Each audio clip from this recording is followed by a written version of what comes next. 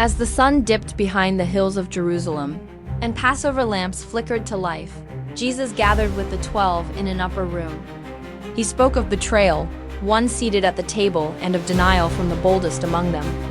Still, his voice was steady, rich with sorrow and strength, as he shared these solemn words. Then, in a moment that turned greatness upside down, he rose, wrapped a towel around his waist. He then began to wash their dusty feet, the teacher becoming the humble servant.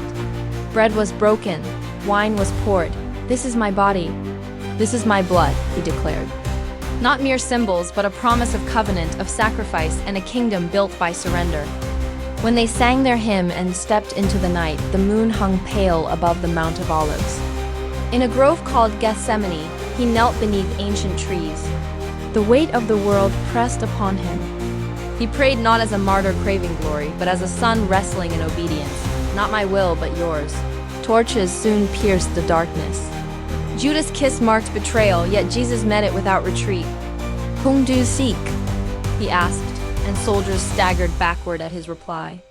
A sword flashed, an ear fell, and mercy restored it. Bound, he walked willingly into the machinery of injustice. Through the night he stood before priests and councils, silent beneath false witnesses. At dawn they led him to Pontius Pilate, who found no fault yet bowed to the roar of the crowd. Mocked with a crown of thorns, robed in cruel parody, he bore ridicule with kingly composure. The true throne awaited him on a hill called Golgotha. By the third hour he was lifted between two criminals. Nails pierced flesh, yet forgiveness flowed. "Father, forgive them." He opened paradise to a dying thief. He entrusted his mother to a beloved friend. At noon, darkness veiled the land. Creation itself seemed to mourn. My God, why have you forsaken me?" The ancient lament trembled on his lips. Then, with a final breath not stolen but given, he declared, "It is finished." The curtain of the temple tore. Earth quaked. A centurion whispered truth into the stunned air. Before sunset, in a borrowed tomb, his body was laid with spices and tears. A stone sealed the entrance. Silence fell.